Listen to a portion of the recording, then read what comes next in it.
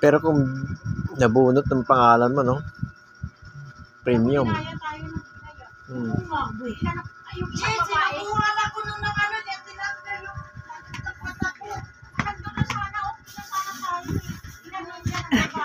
Ayos. Pero kung iba yung wala ka doon, may counted dyan, binibilang hanggang 10 minutes at... agad-agad, bigay agad. Ayos. At least, malaking tulong yung 10 kilo. Puro bigas. Hindi mo sila makadaya kasi ibibigay yung meron. Oo, yun naman. At least may pang ano na tayo, pamasko na. May pang ano na tayo sa... Abot tayo sa Christmas yanan. Okay. Abot na, siyempre. Kami, hindi dito kami, pero kami nabunot. Ikaw, wala ka, may nabunot ko. Oo, ganda. Hindi, pasalamat na rin natin yan. Kita mo, iba, nandun doon, ang tiyaga sila magantay.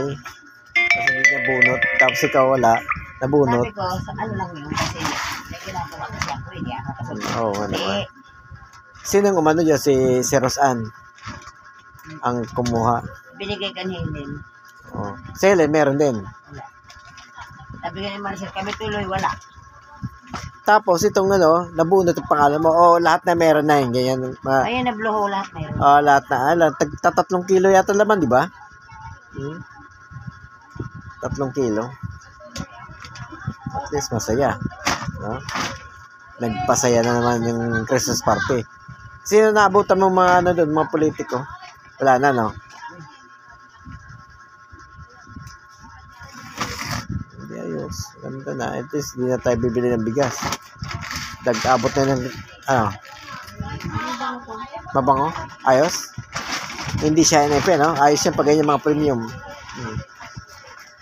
Nabunot ang pangalan ng Miss Ko kaya nagkaroon ng 10 kilong bigas. Narigalo lang. Iba, wala ba? Puro bigas lang, wala mga ibang mga pa-games. Ang sumali sa institute. Wala mga ibang mga, iba, may mga items, wala, no? Puro bigas ang karamihan, no?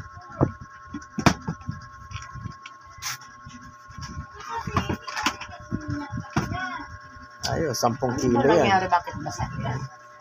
10 kilo.